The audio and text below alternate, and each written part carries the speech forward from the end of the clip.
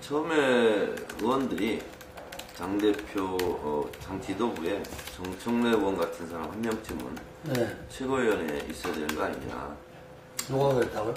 당내 이제 뜻을 같이 하는 의원들이. 예. 그래서,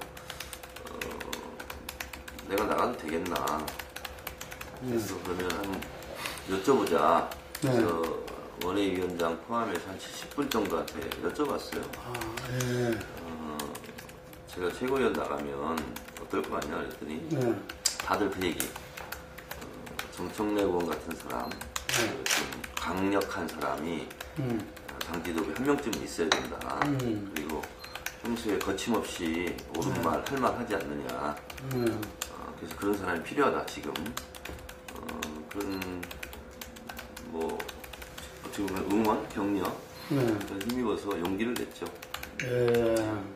그래서 야당은 결국 정권 장악이 목표이지 않습니까? 정권을 교체해야 되는데 그러려면 야당이 야당다워야 되고 가장 야당다운 국회의원이 정청래 아니냐 주변에서 그렇게 얘기를 하셔서 출마를 하게 됐죠.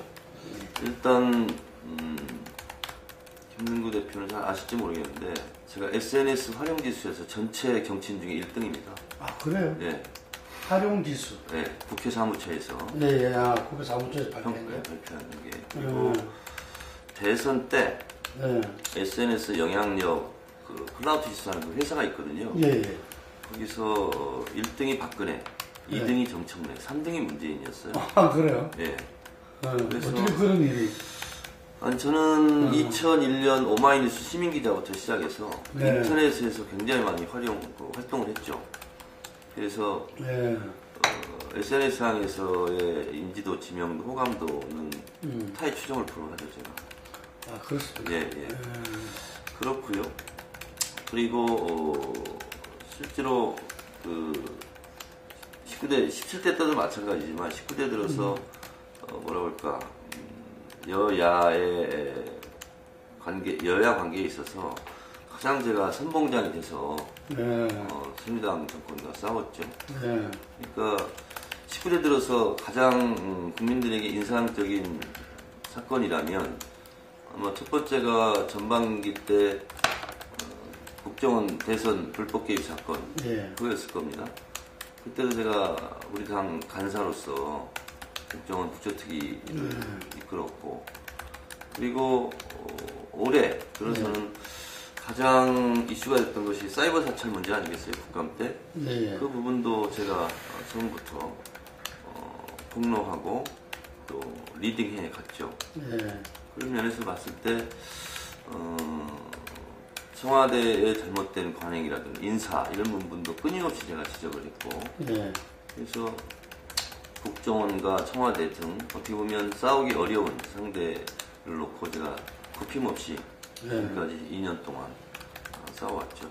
그런 부분에 있어서 우리 국회의원들하고 우리 당원들에서는 국회의원들이 다 그렇게 얘기합니다. 아마 당원 대의원들에서 지지도는 제일 높게 나올 거다. 뭐 제 평가가 아니라 다른 의원들의 평가인데 뭐 그건 모르겠어요. 저는 이제 뭐 겸손한 자세로 선거운동을 하고 있는 중이니까요. 제가 이제 국회에 떨어졌을 때 있는데 2008년도에 광우병 쇠고기 촛불 시위가 있었죠. 그때 당시 우리 당 의원들이 가면 대중들로부터 외면을 많이 받았고 욕을 많이 먹었죠. 근데 그때도 제가 이제 국회에 떨어져 있는 상태였는데 제가 다음 아고라를 통해서 한 400여 편의 글을 썼습니다. 그리고 제 글을 읽은 사람들이 토탈 한 600만 명이 돼요. 그래서 그때 마음이 아팠던 것이 그때 강기가원이 주로 연단에 가서 연설을 했고 사탄생처럼 이렇게 됐는데 제가 아마 현역 국회의원이었다면 그때 연단에 올라갔을 겁니다. 근데 주변에 이제 촛불 시민들이 정청래 의원 올라가라. 근데 그때 다른 현역 국회의원들은 외면받고 내쫓긴다고 막 이런 상황인데 제가 국회의원에 떨어진 입장에서 연단에 올라가는 것이 우리 현역 국회의원들한테 상당히 좀 욕보이는 일이다. 그래서 제가 연단에 올라가서 연설하라고 하는 것을 한 번도 허용하지 않고 그냥 밑에서 참여를 했거든요. 그리고 나서 6월 10일 대회가 끝나고 제가 다음 아고라에 글 썼죠. 이명박 정권의 언론자학 시나리오가 시작됐다. 그러니 KBS로 가야 된다 이제. 그래서 6월 11일 날그 촛불 시민들과 함께 제가 KBS를 가서 KBS 지키기 운동을 했는데 결국은 정현주 사장 쫓겨나고 그런데 그 현장에서 저도 경찰에 연행이 돼서 그런 적이 있었죠. 그런 것처럼 물고기가 물을 떠나서 살 수 없듯이 대중정당은 결국 대중 속에서 같이 호흡해야 되는데 그걸 항상 놓쳐요 우리 당이. 이번에 세월호 전국도 마찬가지입니다. 제가 세월호 광화문 단식장에서 24일 단식을 했어요. 정치인 중에서는 최장기간이더군요. 옛날에 와이서 23일. 23일 했죠. 근데 그때도 뭐냐면 유가족들이 뭔가 해결해달라 이런 차원보다는 우리의 아픔과 같이 해달라는 거거든요. 근데 저는 그래서 그 가서 이제 24일 단식을 하면서 있었는데 그때 제일 많이 들었던 얘기가 뭐냐면 정청래 같은 국회의원이 한 10명만 있었으면 좋겠다. 근데 제1야당 뭐 하는 거냐 지금. 그래서 제1야당에 대한 이런 하소연, 불만 프로 이것이 저의 마음을 가장 아프게 했죠. 밥을 못 먹어서 아니면 뭐 잠자리가 힘들어서 그런 고통보다는 그런 얘기 듣는 상황이 있었던 거죠. 그래서 결국은 저는 이렇게 생각합니다. 야당은 영어로 어포지션 파티잖아요. 사전적 의미로는 반대하는 정당입니다. 근데 보통 보면 언론에서 반대를 위한 반대를 하지 마라 이렇게 얘기를 하는데 여당이 잘못된 것을 정확하게 반대해서 바로잡는 역할, 저는 그것이 야당의 역할이라고 생각하거든요. 예를 들자면 4대강이라든가 이명박 정권 때 4대강 문제라든가 아니면 미디어 악법 날치기 처리한 거 있지 않습니까? 그런 것을 불가항력적인 측면은 있었지만 제대로 반대하지 못하고 제대로 막지 못했기 때문에 지금 결국은 국민의 혈세가 낭비되고 이런 상황이 도래한 것처럼 야당은 기본적인 임무가 여당이 잘못 가는 것을 반대하고 제대로 바로 세우는 일, 그것을 실제로 국민들이 기대하는 것 아니겠습니까? 근데 지금 계속 무슨 새누리당 이중대냐, 너무 고분고분하게 새누리당이 하자는 대로 따라가는 거 아니냐, 제대로 싸울 의지나 있는 거냐, 뭐 이런 것을 주로 보통 야성이 부족하다 이렇게 국민들이 질책을 하는 거죠. 지난 대선 때 문재인 후보를 찍었던 48%의 국민들, 그런 국민을 보고 정치를 해야 되는데 결국은 이상하게 도구마에 빠져 있는 것이 싸우면 지지율이 떨어진다, 그런 게 아닙니다. 그러니까 지금 박근혜 대통령이 집권할 수 있는 결정적 계기를 저는 2005년도에 사학법을 놓고 박근혜 대통령이 정기국회까지 보이콧했어요. 그리고 56일간을 정기국회를 안 들어왔어요. 그러면서 전국에 다니면서 데모를 했거든요. 그때도 일정하게 박근혜 대통령한테 비판은 있었죠. 저는 뭐 박근혜 대통령이 사학법 개혁하는 것에 앞장서고 장애투쟁한 거에 대해서 동의는 하지 않지만 어쨌든 박근혜 대통령을 바라보고 지지했던 사람들을 한 군데 불러 모을 수 있었고, 그리고 박근혜 대통령이 당시 한나라당 대표의 어떤 결기 이런 걸 통해서 사람들에게 지금 신뢰를 준 거 아닌가. 우리의 반대편에 있는 지지자들에게 그런 결기 있는 투쟁을 우리는 지금 못하고 있는 거죠. 매일 어정쩡한 상태예요. 원내외 병행 투쟁. 이런 것은 원내 투쟁도 제대로 못하고 원외 투쟁도 제대로 못하는 거거든요. 항상 우리는 투트랙의 고질병에 잡혀 있는 거죠, 지금. 그 뭐만 하면 투트랙이래요. 그러면 플러스 마이너스고 오른쪽 왼쪽이에요. 항상 투트랙이라는 게. 그런데 그것은 그렇게 동시에 하는 것이 아니라 어떤 때는 장외 투쟁을 빡세게 하고 어떤 때는 원내 투쟁을 빡세게 하고 이렇게 했을 때 사람들이 시선이 가는 거지, 양다리 걸쳐놓고 이렇게 하는 것은 아무것도 안 한다는 그런 걸로 국민들은 해석하거든요. 그래서 저는 투쟁할 때는 집중해서 올인해서 이렇게 하고, 또 협상도 할 때는 또 깔끔하게 또 협상도 하고, 이러한 좀 질서 있는 이런 모습이 좀 필요하다 이렇게 생각하죠. 그런데 그 대선 때 그 오프라인에서 7시 반부터 제가 10시까지 이렇게 하면서 점심 저녁 먹을 시간에 그 앞뒤로 1시간씩 트위터 SNS 뉴스를 했어요. 페이스북. 근데 제가 1000 리트윗 거의 매일 했고요. 2000 리트윗도 계속 나왔고 3500 리트윗까지 내가 했는데 제 트위터 팔로워로 1000 리트윗을 하면 조선일보 일면 중톱 정도가 된답니다. 그 정도로 사람들이 많이 보고 1500 리트윗, 이제 빅데이터 분석가들이 얘기해 주는 거예요. 1500 리트윗을 하면 한 400만이 번다는 거예요. 400만한테 영향력을 준다고 하는데, 그래서 매일 그렇게 했기 때문에 실제로 대선 기간 동안요, SNS 영향력 지수 했을 때 박근혜 대통령 1위, 2위 정청래, 3위 문재인. 그러니까 문재인 후보는 상대적으로 봐서 또 이렇게 뭐 좀 집중이 잘 안 됐네요. SNS 캠페인이. 본인도 직접 하긴 했는데 아무래도 바쁘니까 잘 못했겠죠. 그렇긴 한데 어쨌든 그래서 저는 좋다 이거예요. 그 밖에 나가서 장애투쟁하는 게 싫어하는 사람이 있다면 그러면 SNS로 가라. 그것도 안 해요 또. 우리 당이 지지율이 부진한 것은 문재인을 찍었던 사람들이 다 도망간 거 아닙니까? 그렇잖아요. 그분들이 남아있다면 48% 정당 지지율을 유지하고 있겠죠. 근데 그 사람들이 떠난 이유 가장 뭐냐면 야당 잡지 않다는 거예요. 제대로 싸울 줄도 모르고 싸울 의지도 없고. 그것은 싸운다는 것은 꼭 육박전을 하라는 게 아니에요.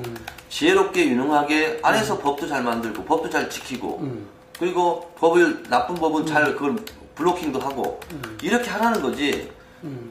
꼭 뭐 밖에 나가서 안 싸운다고 뭐 하는 건 아니거든요. 그래서 그 개념을 장애투쟁, 원내투쟁 이렇게 하는 것은 예를 들면 야당의 무기라는 게 뭐겠어요. 여당이 거대 다수고 공권력 다 가지고 있죠. 뭐 행정력 다 가지고 있죠. 그러면 뭐냐면 지금 같은 선진화된 법에 우리가 어떤 것을 빌미를 딱 잡고 우리 이걸 협조 안 하면 우리가 협조 안 하겠다. 결국 원내투쟁이라는 게 그런 거잖아요. 근데 그것도 안 하는데. 출마 선언문도 얘기했지만 이순신 장군이 그런 얘기를 했죠. 한 명의 공사가 길목을 잘 지키면 1000명의 적군을 물리칠 수 있다. 그런 얘기를 했습니다. 근데 제가 야성 회복 정권 교체 이 부분에 승리의 길목을 지키겠다. 제가 몇 가지 제가 사례를 들어볼게요. 정부 조직법이 어쨌든 여야 합의로 통과가 될 상황이었어요. 근데 그게 정부 조직법이 11월 18일 날 공모회의를 거치고 19일 날 공포하겠다는 거예요. 그렇게 되면 정부 조직법 따라서 안행부 장관이 없어집니다. 행자부 장관이 되고 국민안전처 장관이 새로 생기는 거죠. 근데 인사청문회를 안 했기 때문에 행자부 장관은 그냥 존속을 하고 정종석 장관으로. 근데 국민안전처 장관은 청문회 안 했기 때문에 장관이 없어요. 자, 근데 그 예산이 한복판이었습니다. 12월 2일 직전이었으니까. 근데 국회에서 심의를 하면 장관을 상대로 질의를 하잖아요. 근데 안행부 장관은 없어졌고 국민안전 장관은 없어요. 근데 이 관련 예산이 54조입니다. 근데 정부가 무리하게 이걸 통과를 시키려고 한 거예요. 근데 그 안에서 제가 제동을 걸었던 거예요. 길목에서. 제가 안행위 관사로서. 이게 안행위법이거든요. 아니 11월 19일부터 이 법이 공포가 되면 국민안전처 장관은 없고 공석이고 안행부 장관은 없어지고 행자부 장관으로 바뀌었고 근데 예산은 안행부 장관으로 짜져 있는데 안행부로 그 관련 예산이 54조다. 이거 그럼 누가 답변하고 누가 심사를 받냐. 공백기간 아니냐. 블랭크. 이런 것을 청와대 여당도 생각을 못했고 야당도 생각을 못했어요. 그래서 정부조직법 그날 통과가 되는 날 제가 통과 못 시키겠다고 했어요. 이런 상태로 통과시키는 것은 나의 국회의원의 양심을 속이는 거다. 제가 얘기를 하니까 누구나 다 공감하죠. 맞잖아요. 54조나 되는 이 부처 예산을 심사받을 사람이 없어. 물으면 대답할 사람이 없어요. 이 상황에서 이 법을 통과시킨다는 것은 이건 아니다. 그러니까 이제 청와대는 자기들 타임 스케줄이 있는 거고 여당 난리가 났어요. 제 말에 반박을 할 수가 없잖아요. 그래서 결국 하루 동안 그냥 홀딩된 상태였어요. 그때 자기들이 부랴부랴 대안을 갖고 오더라고요. 어떻게 갖고 왔느냐. 기존 안행부 장관으로 예산심사를 받는다. 그리고 받고 나서 국민안전처로 가는 부처 인사의 부처로 쪼개지는 거는 그 국실만큼 예산을 옮겨간다. 어떻게 보면 좀 뭐라 그럴까, 좀 고육지책이긴 하지만 그걸 들고 왔어요. 아니 그러지 말고 12월 2일 날 예산 통과되면 그때 정부조직법 통과시키면 될 거 아니냐. 근데 정부 여당은 박근혜 대통령한테 보고한 타임 스케줄이 있기 때문에 못 하겠다는 거예요. 결국 그 다음날 부칙을 두고 그리고 이것은 그러니까 어떻게 보면 좀 취소를 한 거죠. 법을 누더기로 나발나발하게 해가지고 그래서 결국 이렇게 통과시켰어요. 제가 길목을 딱 치고 막으니까 안 되는 거예요. 지금도 사실은 어제도 이제 YTN에서 계속 보도를 하던데 누리과정 예산 가지고 여야가 한참 싸웠잖아요. 예. 그래서 국가가 지방에서 지방채를 발행하면 국가에서 이자를 내주겠다 이렇게 된 거예요. 그게 이제 지방재정법입니다. 지방재정법을 개정해야 돼요. 지금 안행위법입니다. 제가 통과를 안 시켜주고 있어요. 그래서 지금 통과된 예산도 사실상 불법 예산이에요.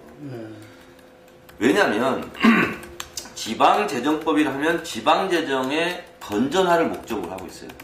그래서 지방채 발행하지 말라는 거예요. 엄격하게 지방채 발행을 제한하고 있습니다.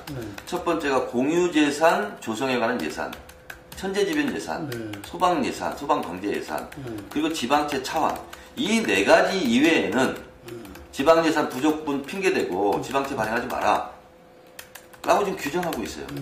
근데 누리과정 서로 양보하고 협상하고 가는 과정 속에서 지방에게 지방채 발행을 해서 그러면 떼어라 빚내서. 근데 법적 근거가 없어요. 그래서 지금 여야 지도부가 합의한 것이 지방예산 부족분, 그 다음에 교직원 명퇴수당, 이거는 두 가지는 지방채를 발행할 수 있는 이걸로 하자 이렇게 돼 있어요. 근데 1, 2, 3, 4항 좀 아까 말씀드렸잖아요. 5, 6항에 이걸 붙이는 거예요. 1, 2, 3, 4항과 5, 6항이 정면으로 달라요 이게. 근데 이것이 통과되지 않으면 내년 예산은 세출과 세비 일자리가 딱 맞게 지금 짜져 있는데 지방채 발행을 못하게 되면 이 예산을 다시 한번 흔들어야 되는 거예요. 제가 그 길목을 지금 잡고 있어요. 국민들이 볼 때는 그냥 누리과정 예산을 예. 주면 되는데 네. 왜 그걸 그대로 안 주고 그런 편법을 이런 거죠. 예. 오세훈 시장 때 무상급식 그 아젠다를 가지고 야당이 굉장히 이렇게 덕을 받고 어떻게 보면 정책적 대안이라고 그럴까? 모처럼 이렇게 국민들에게 좀 희망을 준 거죠. 야당으로서. 그러다 보니까 이 문제만큼은 새누리당도 밀리지 않겠다. 그래서 무상보육을 들고 나온 거예요. 대선 때. 예, 그렇죠. 무상보육, 고교 의무교육제 이런 걸 들고 나왔어요. 그러면서 박근혜 대통령 당시 후보가 저의 제1 공약은 공약을 지키는 것이 제1 공약입니다.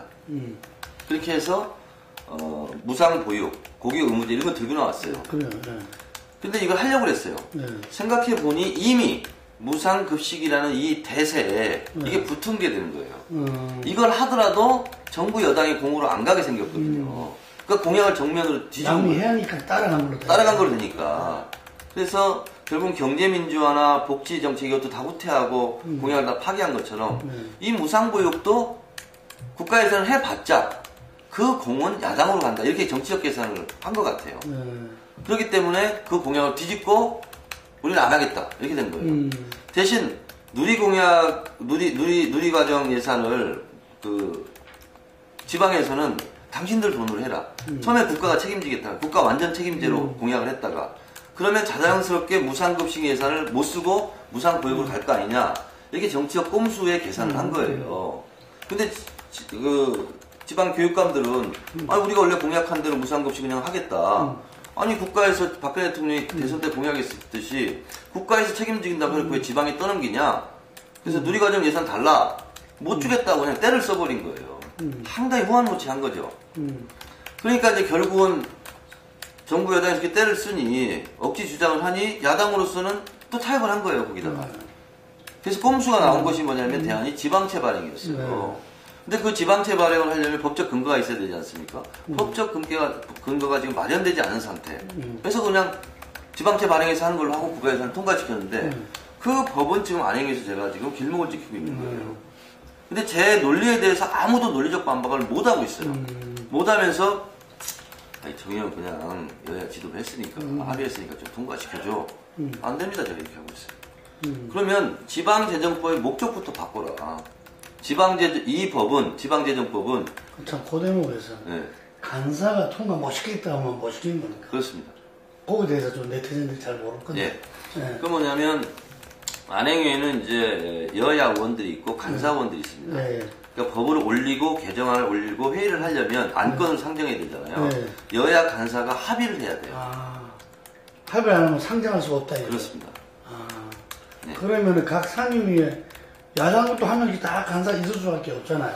그 여당 간사는 야당 간사. 네. 어느 둘이 상임위야? 그래서 의사 일정을 합의를 해야 돼요. 합의 안 하면 아무것도 안 되겠네요. 안 되게 돼 있어요.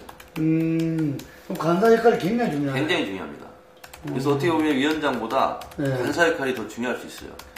그래서 우리는 이제 안행위 이번에 처음 시작하면서 여야 간사가 합의하지 않은 것은 안건을 상정하지 말자라고 지금 약속을 했어요. 네. 그렇기 때문에 지방재정법을 통과시키려면 여야 간사가 합의를 해야 되죠. 네.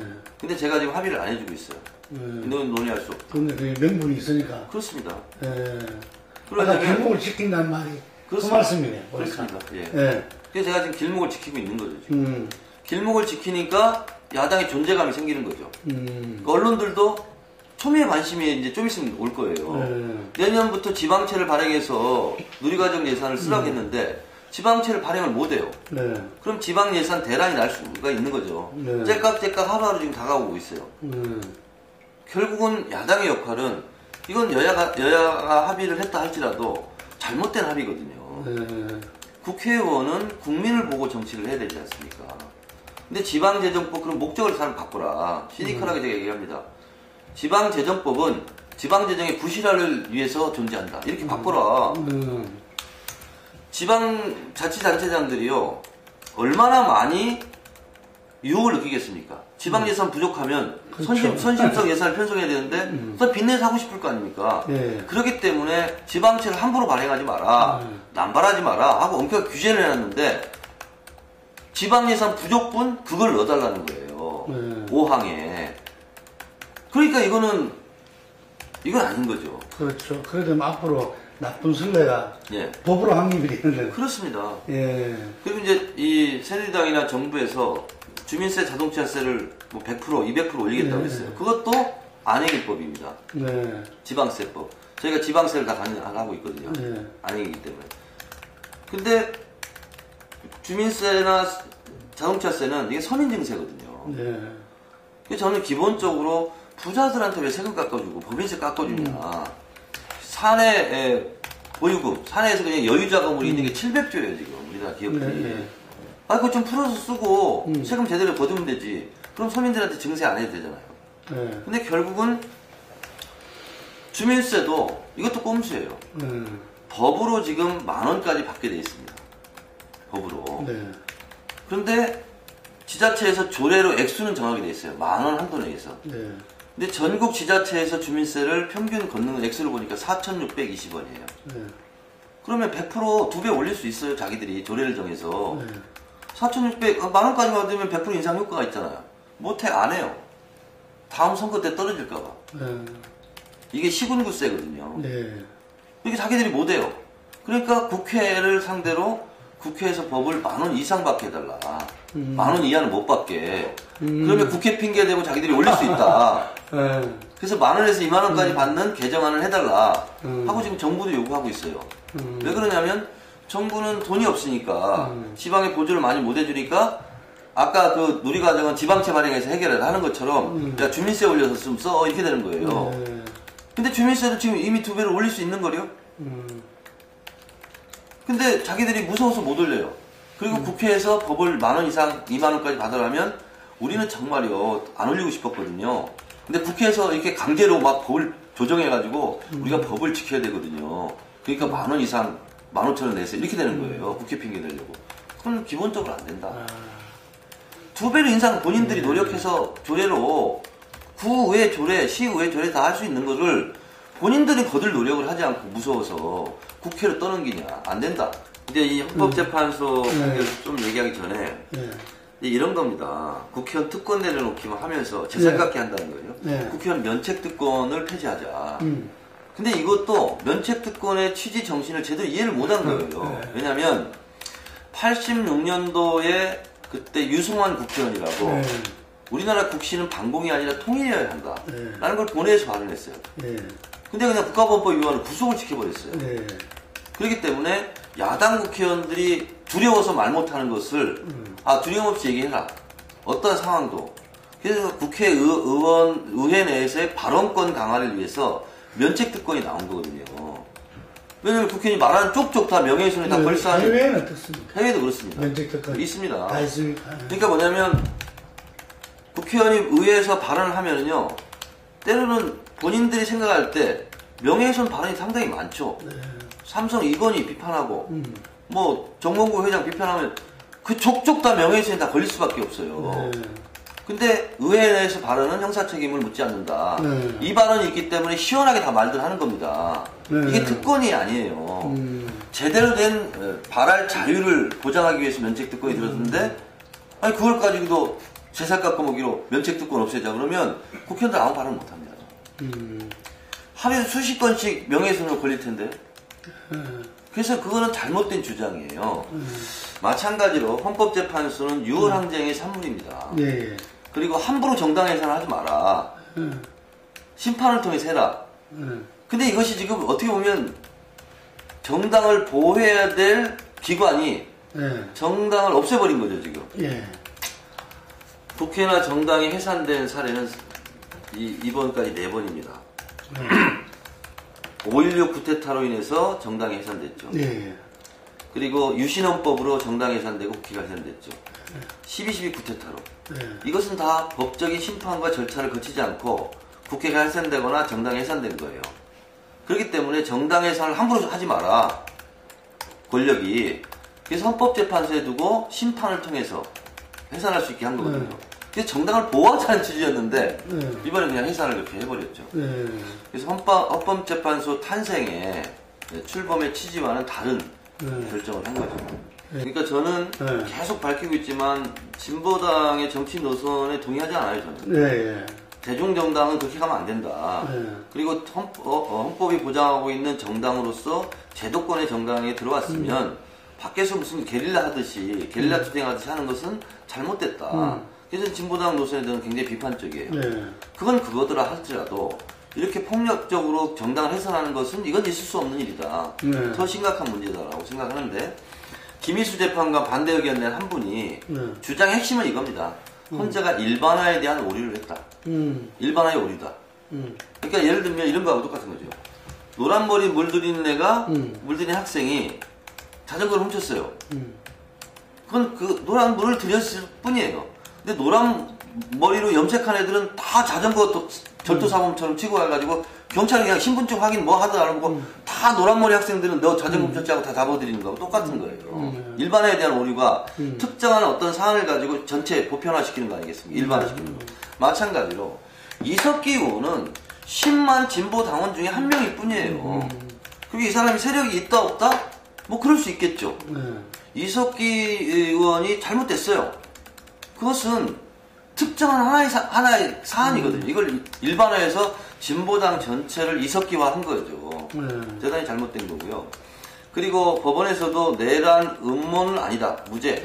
선동만 유죄. 이렇게 되어 있잖아요. 근데 지금 헌법재판소는 내란 음모까지 다 넣어서 한 거예요, 지금. 그러니까.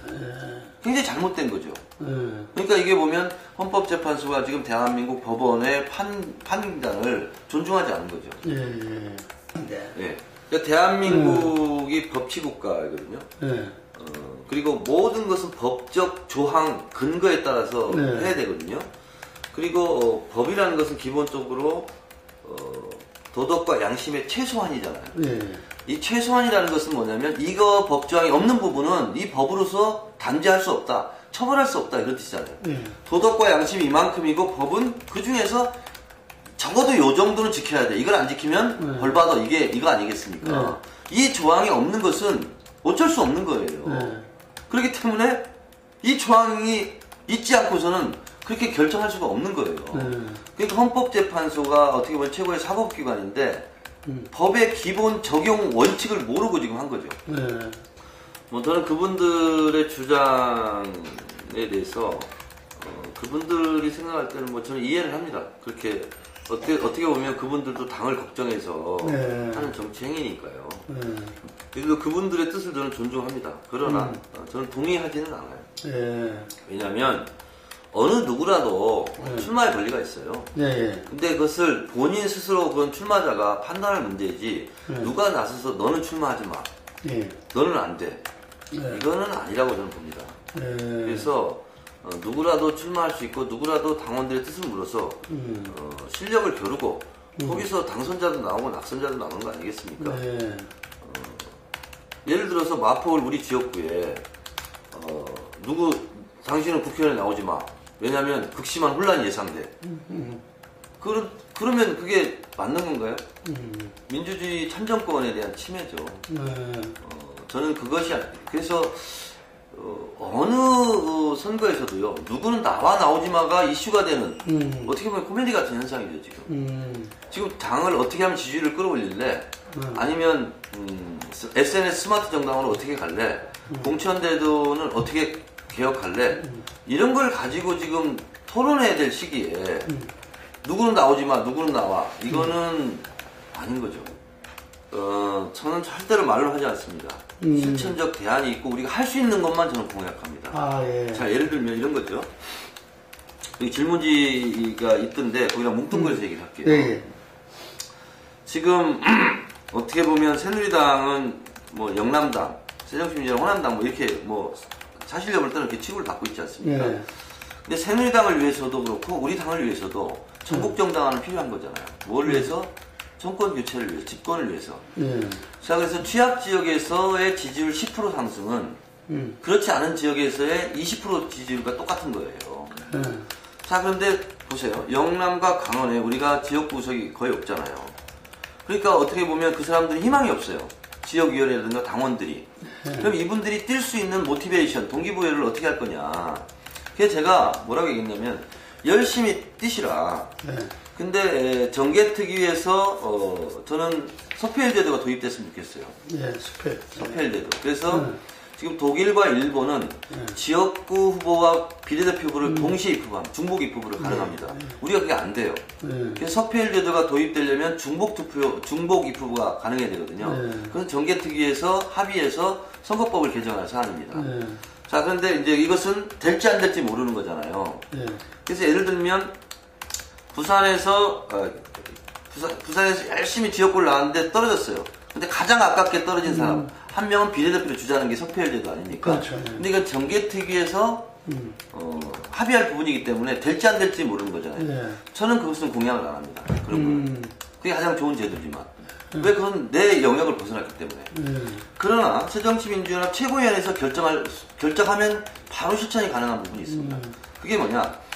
영남과 강원에서 20번 비례대표 안에 6명을 배치하겠다는 거예요. 그럼 그 사람 당선될 수 있어요. 그렇죠. 그래서 부산에서 우리 당원들을 대상으로 비례대표 경선을 하자는 거예요. 부산 지역. 그래서 1등 한 사람이 한 명이 배정되는 거예요. 그리고 대구 경북에서 한 명, 강원도에서 한 명. 그러면 그 지역이 확 활성화가 될 거 아닙니까? 그리고 당원도 모집할 거 아닙니까? 자연스럽게. 자기가 비례대표 나가서 그 경선에 1등 하면 20번 안에 당선권에 들어오니까.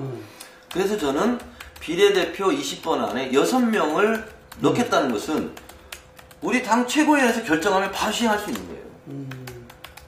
그건 그렇네요. 그렇잖아요. 여협상 상관없이. 그런 것이고요. 그러면 땅 공약도 그럼 바로 다 그런 겁니까? 다 그런 겁니다. 한번 조금만 설명해 그리고 주세요. 예를 들면 최고위원 5명 뽑고 대표 1명 뽑으면 6명이잖아요. 그리고 원내대표 이렇게 돼 있어요. 그럼 7명이잖아요. 2명을 지명직을 할 수 있습니다. 그 지명직은 기초단체장 있잖아요. 지방자치. 기초단체장에서 1명을 추천해라. 투표를 하든 뭘 하든 뭐 이렇게 인선을 해서 그러면 그분을 지명직 최고위원으로 하겠다는 거예요. 제 공약은. 바로 그건 할 수 있어요. 새누리당은 협상할 필요가 없잖아요. 그래서 지방이 살아야 나라가 사는 거잖아요. 근데 우리는 지방자치 선거 때만 관심을 보이다가 그럼 지자체장들이 알아서 하고 그래요. 중앙당하고 연결고리가 없어요. 그래서 저는 아예 지방자치단체장 중에서 그 협의회가 있거든요. 전국 시군구. 거기서 1명을 뽑아 올리면 지명직 최고위원으로 하겠다는 거예요. 그리고 그분이 지방자치제와 이 중앙당과 연결고리가 되는 거잖아요. 이틀에 한 번씩 최고위원회 하잖아요. 예. 그래서 지방자치의 어려움이라든가 예산이라든가 이런 걸 얘기하면 유기적으로 결합할 수 있다는 거죠. 그래서 저는 이런 걸 하자라는 것이고, 또 하나는 민주정책연구원이 있지 않습니까? 예. 거기 인력과 돈이 집중돼 있어요. 예. 별로 하는 게 없다고 비판받아요. 시도당별로 분해를 만들자. 민주정책연구원. 네. 분해를 만들면 거기 사람이 한 명 파견되면 그 시도당이 활성화되는 거잖아요. 일꾼이 한 명 더 생기는 거 아닙니까? 네. 특히 영남지역 이런 데 취약지역에는 더더욱 그렇게 한 명이 절실하거든요. 네. 그래서 이런 것이 실질적으로 네. 실현 가능한 것을 제가 얘기하고 있다. 네. 그래서 이것도 해야 되고요. 그 다음에 SNS, 온오프 네트워크 정당. 이것을 안 하고 어떻게 하겠다는 거냐. 새누리당 크레이지 파티라고 만든 모양이더라고요. 새누리당이 지금 굉장히 앞서 나갑니다. 네. 온오프 네트워크 정당, SNS.